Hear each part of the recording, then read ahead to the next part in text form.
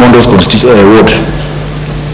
What looked like a kiosk selling normal sweets and confectionery and groceries. There's a lady who had actually put 16 pumps underground. She had diverted water from our major pipeline, and those 16 pumps were supplying water to flats and apartments, and she was also supplying electricity. This lady by her own is Nairobi Water and Kenya Power in one. We have seen what such interruptions cause.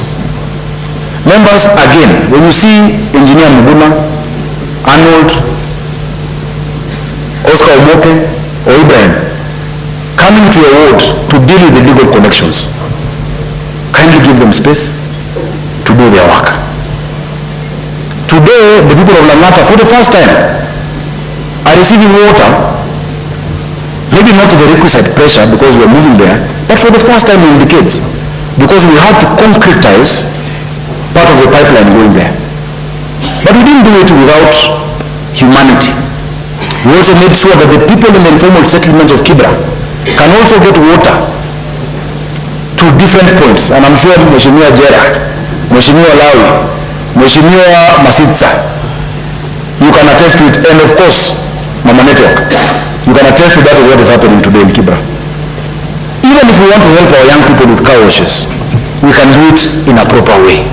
Members, if you ever have any need to assist our young people, kindly, let's channel it properly. I think you saw the incident that happened in Umoja 2, and you saw me swing into action to make sure that we balance the needs of employment of our young people, but things to be done in an orderly way. I am sure I can have a commitment in ensuring that that is done.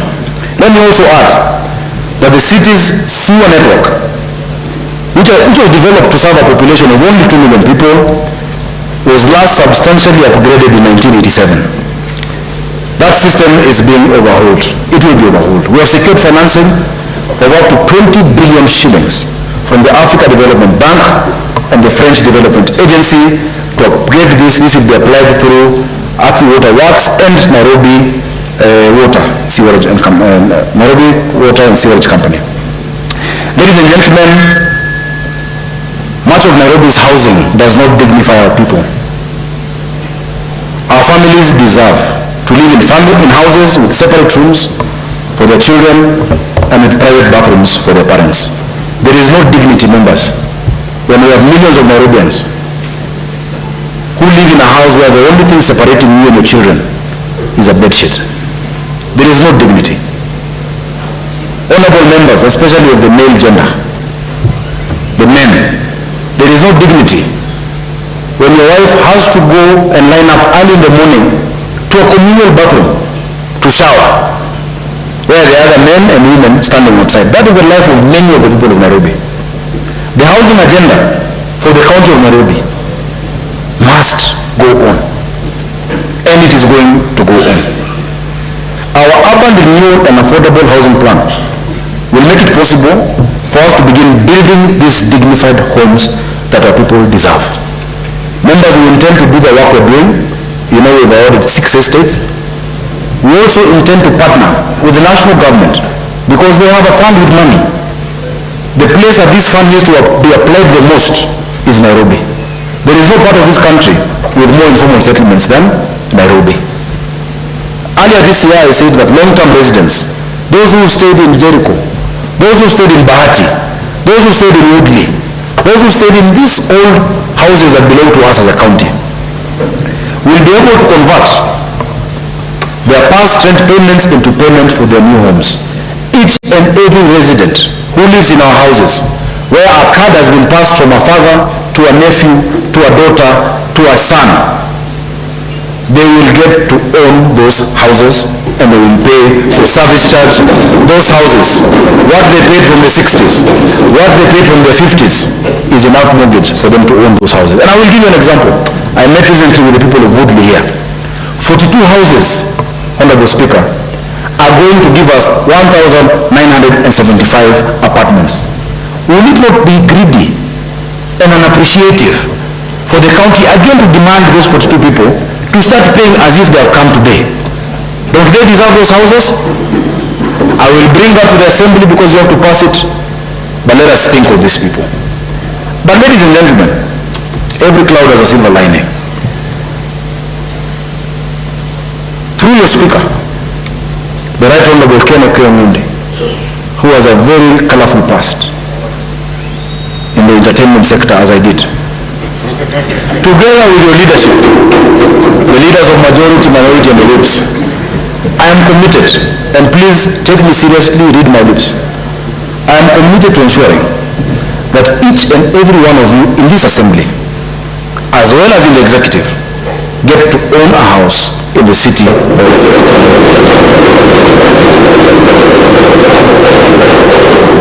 You first start from Jerusalem going outwards. When I chaplain, I hope I am saying it correctly. All of you will own keys, because as we seek to give dignity to our people, we must first start by giving dignity to their leaders. We must give dignity to our workers, to our staff who've been here for decades, and when they retire have nothing to show of their hard-earned sweat. So that one we shall do. Mr. Speaker, I know the rules don't allow us to mix languages, but allow me in hyphen, kila mtu apate keja, Nairobi. Mr. Speaker, I know that many of you have been involved in consultations around the various development projects and redevelopment projects, whether in Woodley, in Jericho 1 and 2, in Bahati, in Ziwani, in Maringo, in Karibangi North, or elsewhere. Thank you for your patience. This process was undertaken very carefully and meticulously. We worked with the PPP Secretariat in the national government. We worked with the housing committees to make sure that what we give the people of Nairobi is quality. Not a house where you open the door and the window opens, but a proper unit where you can be proud to call your home. Additionally, the World Bank, through the State Department of Housing and Urban Development, has helped us with financing two major projects of improvement in our informal settlements. The procurement for the first round done by the Nairobi County Government, a sum of 557 million shillings, has closed last month. We've identified sites in Embakasi, in Kayole, Soweto, Mheshimiwa Magoba, you know, you call me every day about it. It is coming. Mji wa Huruma, Mheshimiwa Phil, always on my phone, it is coming. Kambi Moto in Huruma is also coming. And many other parts of the city. Kahawa Soweto, Mheshimiwa, where is the Mheshimiwa? Yes, my brother Eutychus. It is coming. If you say so. It is also coming. We are taking over this work, we are hitting the ground, and work will begin. Please, members, let us dignify those who are now enduring difficult conditions in these informal settlements. I don't believe there's something called slum upgrading. We must do what we call slum eradication. There is no first-class slum or second-class slum. A slum is a slum. Let us move to slum eradication and give people a place of dignity, which even helps their self-esteem. You cannot walk out of that place, dodge sewer, and come into the CBD and walk with your head up high. Let us give our people a semblance of dignity. In every part of, thank you, I even forgot this water. Thank you. In every part of the county, we have listened to you carefully. We have taken your concerns on board. We will continue to do so as we hasten construction and redevelopment so that eventually every family in Nairobi has a home that dignifies them. When it comes to housing, we are keeping our promises. But I want to tell you, members, and I told you leadership is partnership. Whatever we do today, Kenyatta said that our fathers might have been heroes of the past. It is our duty today to be architects of the future. Everything we do must have successive continuity. There is no project of Mayor Aladwa, who is here in the gallery. There is no project of Mayor Majiwa, who is here in the assembly. There is no project of Governor Evans Kidero in Nairobi County. There is no project of Governor Sonko, and there is no project of Governor SAKAJA. Every work we do is for the people of Nairobi. MCAs, as you develop your roads, don't think of a project in terms of your predecessor. If it had stalled, complete it. It is for the future. It is for other generations to come. Leadership is partnership. Secondly, we have issued more than 3,000 title deeds and leases to Nairobians, long unjustly deprived of the property. We have issued title deeds to our schools and other public facilities that have been left insecure in their property, and we will continue to do so. We've had cases of land grabbing of public facilities. We shall not accept it anymore in the county of Nairobi. I'm very happy. Some of the projects we've broken ground on were from lands that were previously grabbed. Mheshimiwa Samora will tell you of Clay City. The Maji Mazuri market that is coming on 5.4 acres of land was built on a piece of land where somebody was trying to sell it to the county just a year ago. That is our land. We shall build that market. Mheshimiwa Martin will tell you the market we broke ground on 244 million shillings in Mutembei is built on land that had been previously grabbed. We said this land belongs to the people of Nairobi. Construction is on. Is it ongoing? Wonderful. And many other parcels, including City Market right here in the CBD, which we have secured, we have fenced, we are going to build on it. We have given titles: Babadogo Primary, Bahati Primary, Fort Hall Primary, Garden Estate Primary, High Ridge Primary, Kabete Primary, Kawa West Primary School, Kabiru Primary, Clarence, you know they have a title. Kileleshwa Day Nursery School, Kileleshwa Primary, Kiregu Primary, Lavington Primary, Kasarani Primary, Makongeni Primary, leader of majority, Marekani School, Madare 4A Primary. I think that must be Atito. You have the title. Madare Primary as well. Bagathi Primary, Moyaveni Primary, Mukuru Kayaba Primary, Muranga Road Primary, Muranga Day Primary, Ngei Primary, Nembu Primary, Park Road Primary, Rescos Primary, Riverbank, Rudimitu, Shauri Mall, St. Anne's, St. Bridget, Starehe Day Nursery, Wailaka Technical, Zawadi Primary, Mixon, where we're building our kitchen, and Visawasal Primary, that the attempts to take away from us. We are going to secure our land. Anything that you find when you get into leadership is not a gift given to you by your ancestors, but a gift you're holding in trust for your descendants, for those who are coming after us. We have also mapped out public assets, and exercise that continues to go on, so Nairobians can rest certain that the public land which their schools, markets and hospitals are built upon are not seized for private use.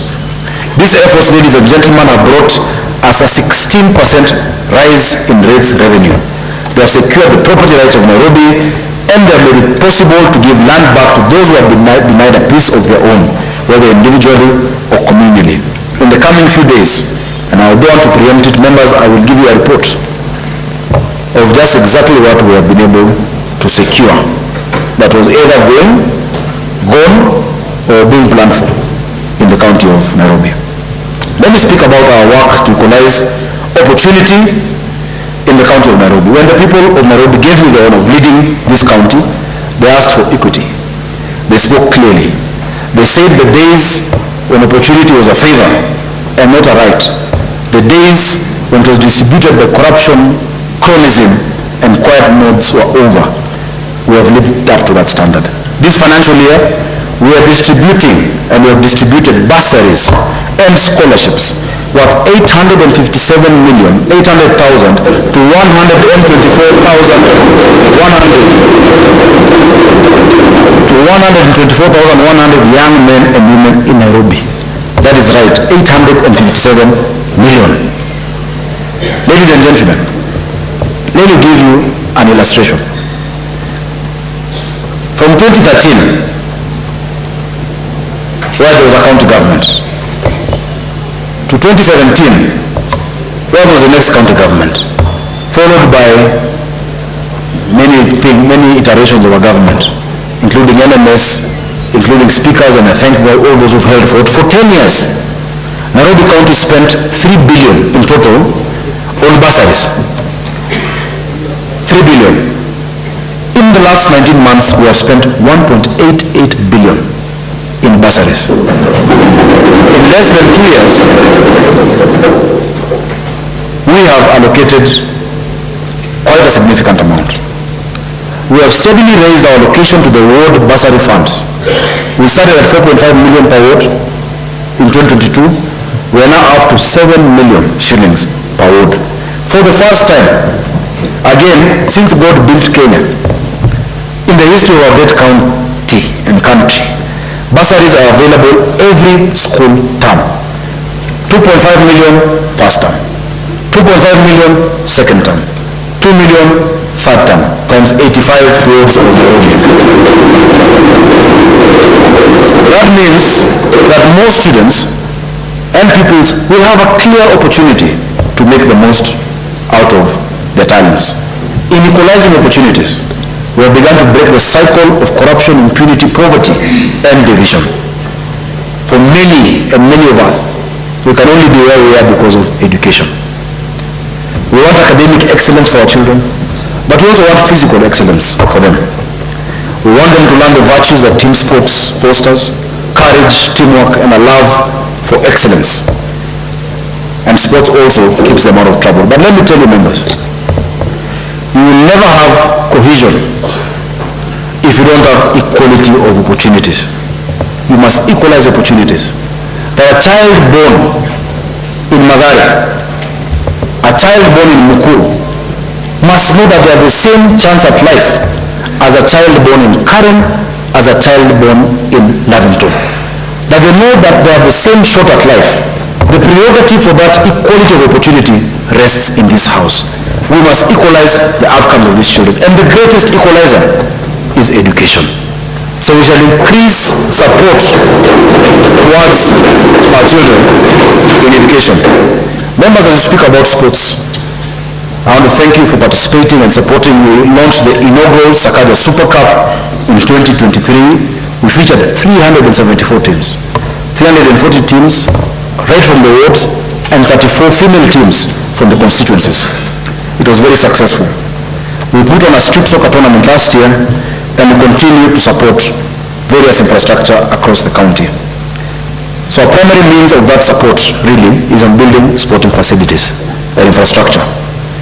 I'm very happy that we concluded the construction of and launched Dandora Stadium, which we're going to bring a proposal to rename as the Mugabe Were Stadium. And that is in honor of a gallant Kenyan who, from the time he was out of the country to come into the council, personally made sure we secured that land in Dandora, put resources on that land in Dandora, and finally we have a stadium. We also must acknowledge the former governor of Nairobi, Governor Mike Mbuvi Sonko, because despite many odds, he really was passionate about that stadium. As we always say, it is not how you start, it's how you finish. You must acknowledge Governor SAKAJA Johnson for concluding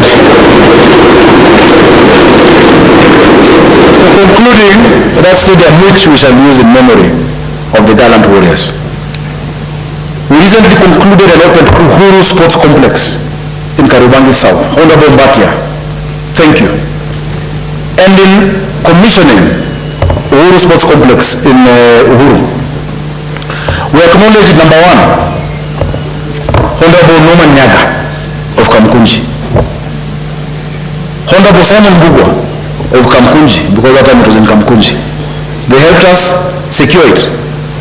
We also acknowledged Honorable Yusuf, who played his role at a point. We acknowledged former councillors, Honorable Mbatia, the former governor. Because if it was not for all of those, and that's why I tell you, leadership is not an event, it's a process, it's successive. Leadership is partnership. Today, I'm already seeing a lot of revenue coming in from those two stadia. Members, Muti Sports Complex is at 95%. Is Honorable Kabu around? Thank you. Is that true or false? True, thank you. Of course you can't say anything, but thank you for accepting. Muti Sports Complex. We had some delays in Joka Dengue City Stadium in Makongeni. The contractors are on site, they're back working with speed and alacrity. The same is the story of Woodley Stadium in Kibra constituency. The contractors on site, the works are underway. I would really want us to also find a good name for the Woodley Stadium, that we can also name it instead of the Mzungu's name of Woodley. You can find a good name for that stadium, just as we are renaming City Stadium to Joe Kadenge Stadium. Joe Kadenge was a gallant footballer. He was a hero of our times. He played for the team which I have been patron, AFC Leopards, Ingwe. So in as much as that is Gor Mahia's home ground, please allow the name of Joe Kadenge to go up, as has been passed by this county assembly. We intend to move to the next ground of stadium grounds. Pandpieri in Githurai. Githurai were the winners of the Super Cup last year. Mukuru grounds in Embakasi South, who are the runners-up. Where's Honorable Muroni? I cannot, where she is. Thank you so much. Mukuru kwa Njenga. Kwa Ruben, yes. Kiumbuini grounds in Kangeni, Honorable Malaya. Durarua grounds in the Great South. Is that Njogu or is it Kiogora? One of the two. Umeme grounds in Ziwani, where is Mheshimiwa Mrefu, where we have Kothbiro. From 1979, we have religiously played Kothbiro in those grounds. And the nature of that ground is that that tournament cannot be moved to any other part of the city. Hamza grounds in Makadara need to be looked at. Calvary in Embakasi Central. Majimbo grounds in Makongeni. Kahawa West in Roysambu, amongst others. Members, we intend to restore and manage Camp Toyoyo in Makadara, which has fallen into great disrepair in recent years. The land belongs to the county, the work was done by the CDF, the maintenance will revert to the county government. We shall allocate a budget to put the turf back, and I'm sure Chairman will help us do that, and the leader of majority. I think all of you who have come from that part of the city know the significance of Camp Toyoyo. And of course, I must congratulate and remember Honorable Bena, who was our speaker here, for the work he did as an MP of the area. Let me also mention, members, I'm close to finishing, both the Nairobi Festival and the Battle of the Choirs, whose recent second edition was so memorable. As with sports, these and other cultural events teach our children and young people virtues that will stand them in good stead for citizenship and service to the communities. We believe that the creative economy has a huge potential of being a lucrative economic frontier for our youth. Nairobi is a hotbed of talent. You only need to take a stroll in the CBD on a Saturday or Sunday afternoon to see scores of young people taking photos and shooting videos since I lifted the ban a year or so ago. We will soon acquire, it's also in the high seas, our first mobile recording studio for our musicians and choirs. This mobile recording studio on a 40-foot container will move constituency to constituency, ward to ward, so that our musicians, our young people, our choirs can be able to record their art. We have also made proposals that will be coming to you to have 17 recording studios in each and every constituency for our budding musicians to access, either in our social halls or in our sub-county administrative offices. Mr. Speaker, when Nairobians gave us the honor of leading this county, many asked for better facilities for our hustling traders. Indeed, some of you have been talking to me about this matter since I was your senator. The need for proper and accessible business operating premises is real. Nairobi is full of energetic people who want to work and improve their lives. Again, we also need to decongest the central business district, so distributing markets outside is essential.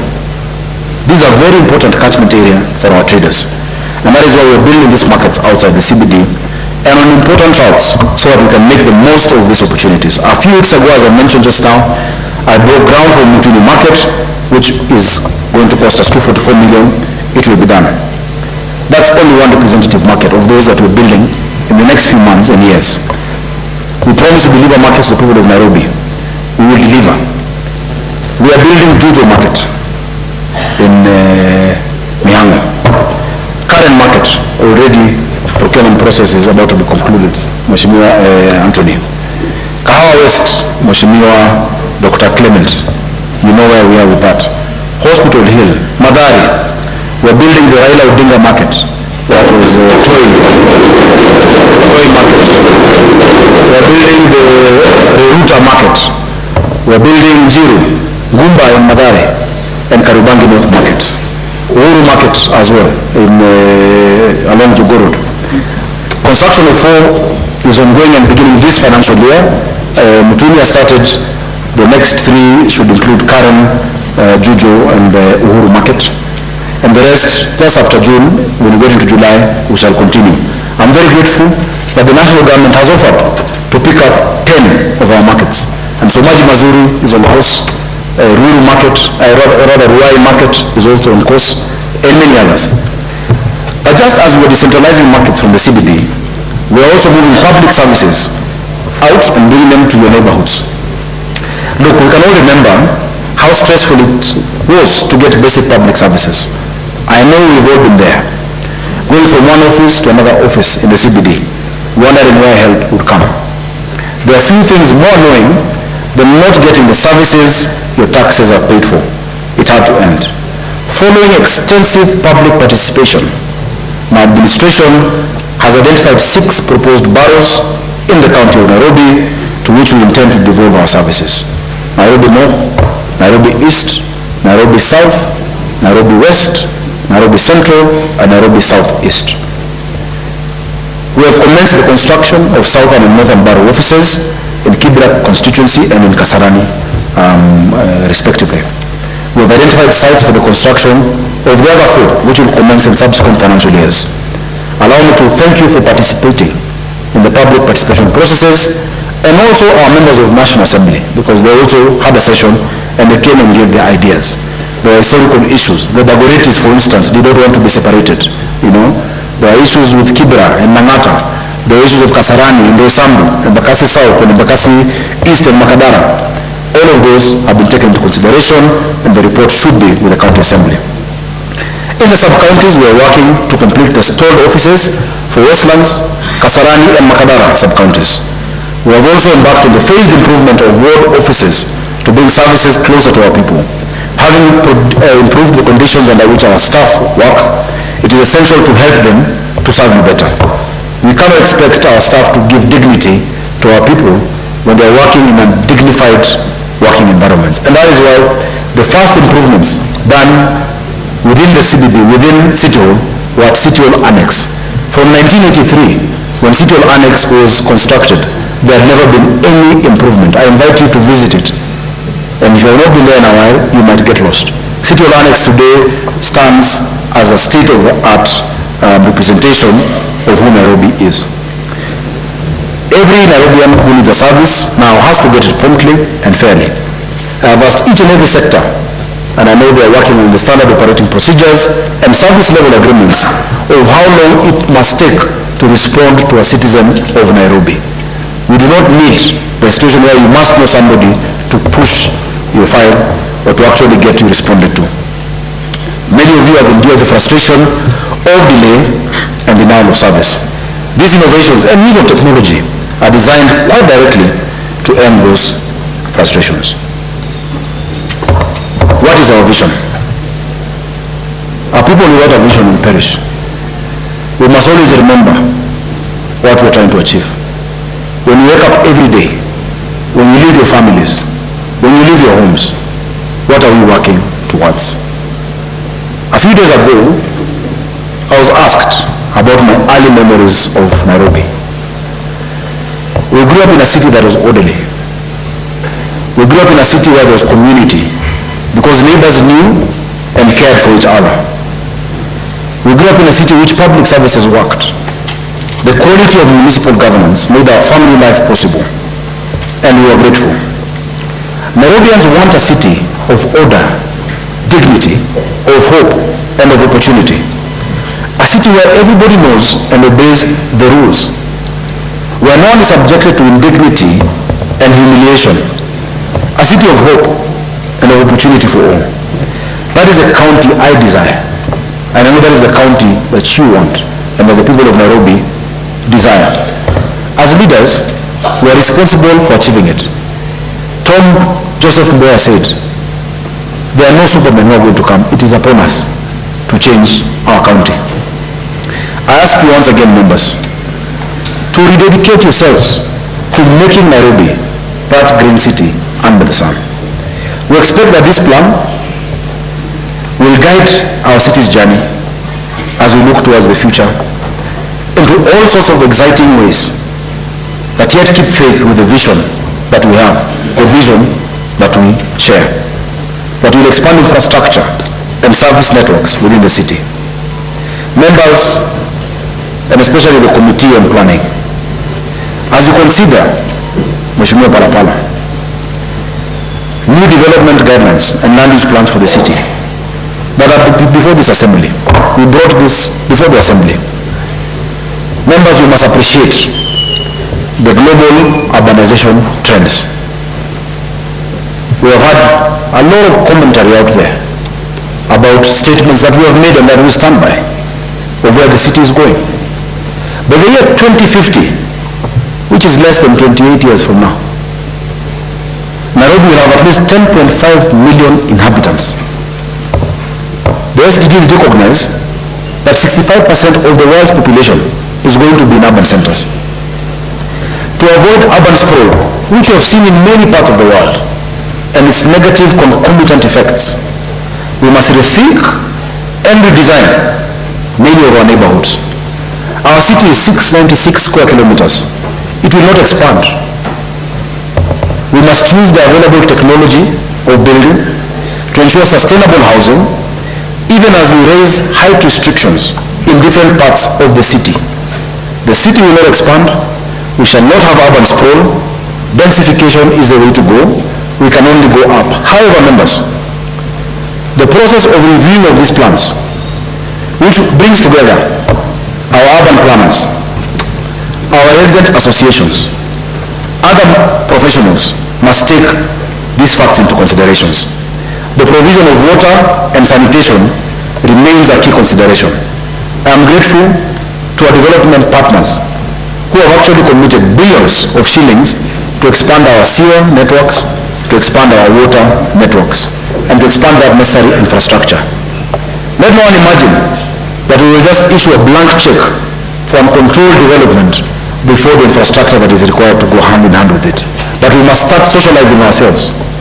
That the 1976 urban master plan of a city of 1 million people cannot hold in 2024 for a city that is looking to the future. We must ensure there is provision of green spaces in every building plan considered, and I'm sure that that will be incorporated in the guidelines before you.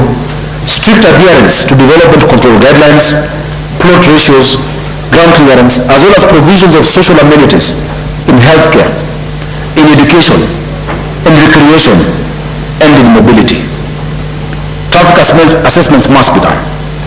I am grateful to the government of the United States of America, who have committed to us $60 million,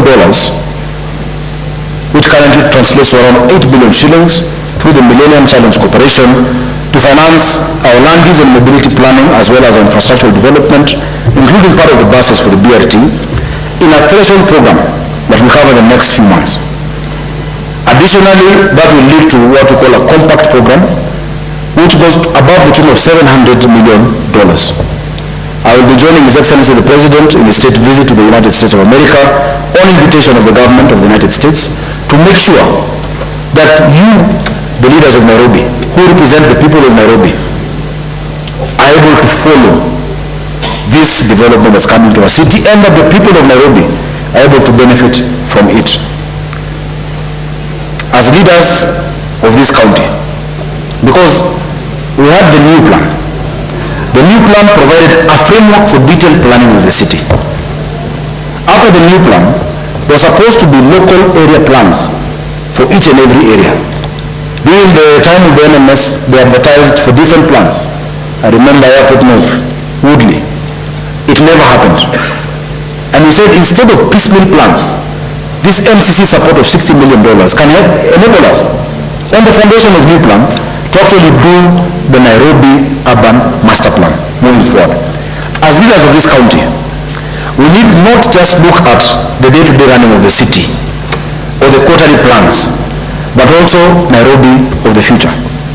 Just as those who made the last master plan of the city in the 70s, they had a vision for the city decades hence. We too now must plan today for the Nairobi our grandchildren will inherit. The future will not plan itself. It is for you to plan and to look at it. And that is why this year we are going to consult widely. We are soon gazetting the Nairobi Vision 2050 Task Force that will create a comprehensive new development plan for our city, building on the steps and the foundations I have mentioned. I ask you members to be part of that process. We'll have our resident associations part of that process. We'll have our engineers, our architects, we'll have urban economists, we'll have all the sectors, our traders, our market people, public transport operators, the matatu people. All of them will come and participate in this year-long process of Nairobi Vision 2050. When President Mwai Kibaki spoke about 2030 in the year 2002, people thought it was a long way ahead. It was 28 or so years ahead of that time. The year 2050 is about the same period of time from now. We must start now. And thereafter, every decade plan, every CIDP, every annual plan, every flagship project shall build into that city, that global hub that God has blessed us with a gift of location, that from Nairobi you can be in New York in 13 hours, that from Nairobi you can be in Dubai in 5 hours, you can be in Amsterdam in 8 hours, you can be in London in 8 hours. In fact, it's always strange, you can go to New York in 13 but you come back in 11. And I thought it's because it is downhill. But there's a good explanation because of the rotation of the earth. Somebody said the pilot just steps on the clutch and they go down from New York to Nairobi. But we cannot have a situation where you're here at the center of the world and get stuck in traffic for 4 hours. We must take advantage of a global capital, the only one in the world, where you can be sitting looking at animals in their natural, unspoiled, untouched habitat, and in the background is the skyline of a capital city. It's only Nairobi. We can only take advantage of that if we plan the future. So members, I ask you to support Nairobi 2050. So this great historic city of great consequence, many of you may not know the building you're in was once the tallest building in East Africa from 1935 because of the clock tower. But Nairobi then also got the first Commonwealth Charter in the world given by the Duke of Gloucester. We have such a rich heritage. But Africans then were not allowed in this building. And only those who could be allowed to come in at the then gallery, or those who owned land. Our fathers were heroes of the past. You are the architects of the future. Members, I ask you to give me your support. For if we work together, then this city, in the words in Jeremiah 33:9, will be the city that brings God renown, joy, praise and honor before all nations on earth that will hear of all the good things the Lord has done for it, and they will be awed by its prosperity and peace. To our Muslim brothers and sisters, during this last special 10 days of Lailatul Qadr, I ask you to pray for Nairobi and to pray for Kenya, for God's peace, protection and prosperity. Saum Makbul, and I wish you a happy Eid al-Fitr.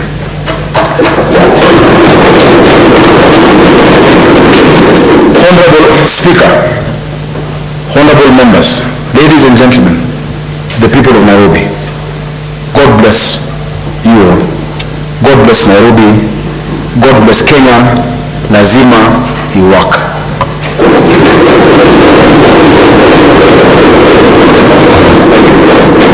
Honorable Speaker, pursuant to Section 32J of the County Governments Act, I hereby submit to the County Assembly the annual report on the implementation status of county policies and plans, as well as the address that I have given for subsequent debate by the House. Asante sana.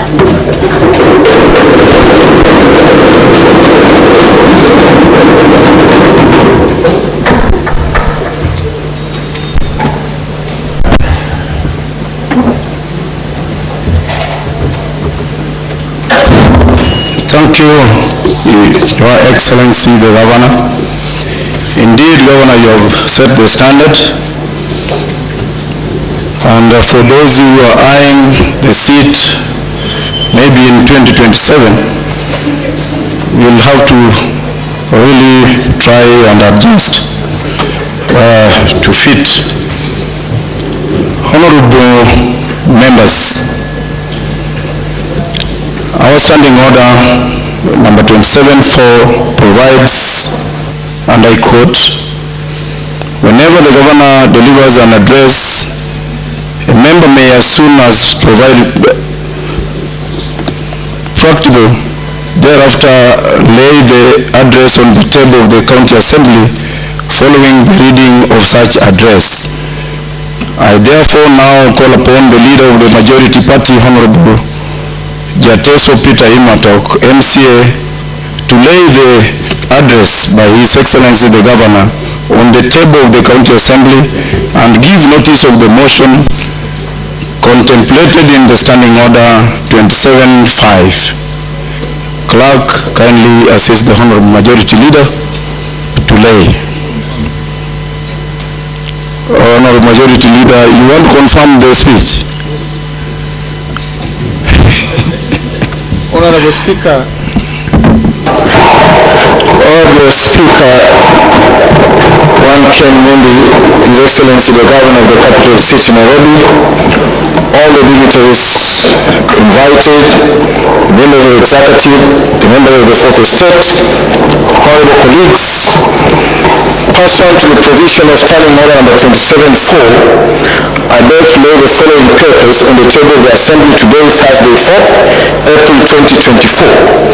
The address of His Excellency the Governor delivered in the County Assembly on Thursday, 4th April 2024. And I beg to lay on the Speaker. After confirming, this is the one I'm laying the Speaker as well. Honourable members, the attention of the chairs in raise the presence and cognizance of the office of the liaison under Honourable Osman.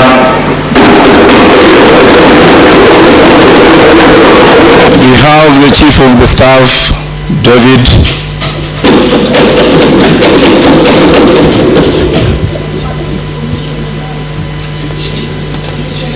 We have Bwana Commissioner, the fourth member of the board.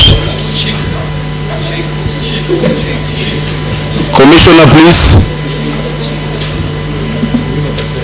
Bagi.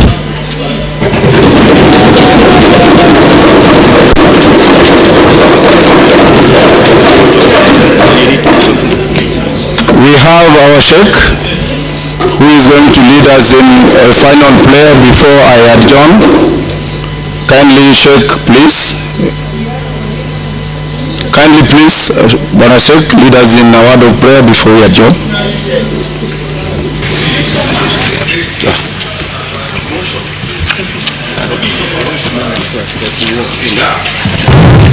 Honourable members, you may proceed.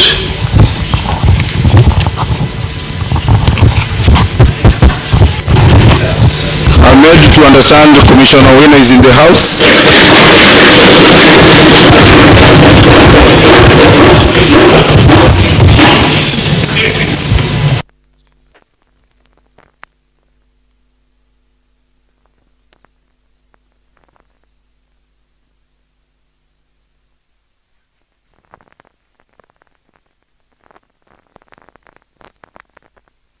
Honourable Majority Leader, please, before the Sheikh leaders in a word of prayer.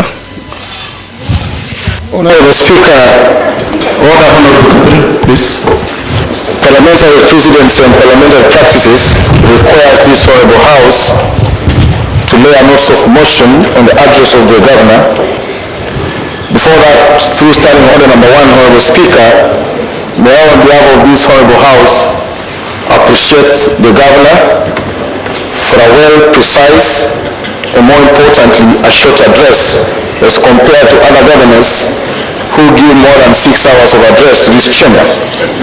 Honorable Speaker, let it be known in the history of this House that this red carpet has seen it all. It has seen the kings of this city, it has seen the queens of this city. As I've always said, what has not seen, it has not seen the casket of either of the queens or the kings. Honorable Speaker, based on that, I want to pray for the entire House and the entire city of Nairobi that we give His Excellency the Governor ample time and the patience, and more importantly, the support he requires to lead this city. Honorable Speaker, pursuant to provision of Standing Order number 27.5, the funds of the County Assembly be recorded for the exposition of public policy contained in address of His Excellency the Governor delivered in the County Assembly on Thursday.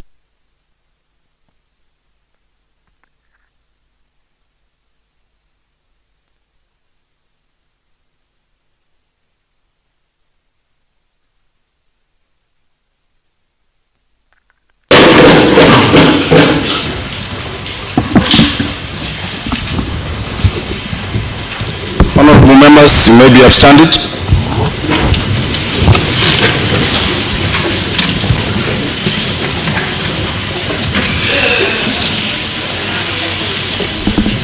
Honorable members, Your Excellency the Governor, we have come to the conclusion of the business of the day, and it is now time to adjourn. The Assembly now stands adjourned until Tuesday, 9th April 2024 at 2:30 p.m.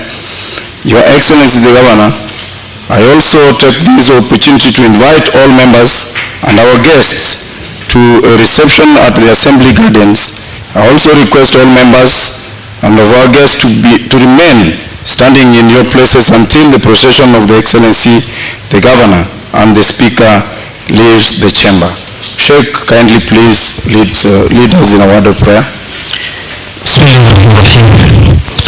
Allah subhanahu wa ta'ala says, "In shakartum lazidannakum." Tunamshukuru Mwenyezi Mungu subhanahu wa ta'ala na atatuongezea. Ya Rabbana ya Dhul Karam, ewe Mola, ewe mkarimu. Hadha abai, hawa ndio baba wa Nairobi. Wa abau al-abai ni gavana wetu. Barikuhuma, ubariki hawa kwa kazi nzuri waliofanya. Mwenyezi Mungu tubarikie viongozi wetu na mji wetu wa Mlili na waendelee kufanya kazi Nairobi. Tunaomba haya machache kwa kuamini. Amen. Thank you, honorable members.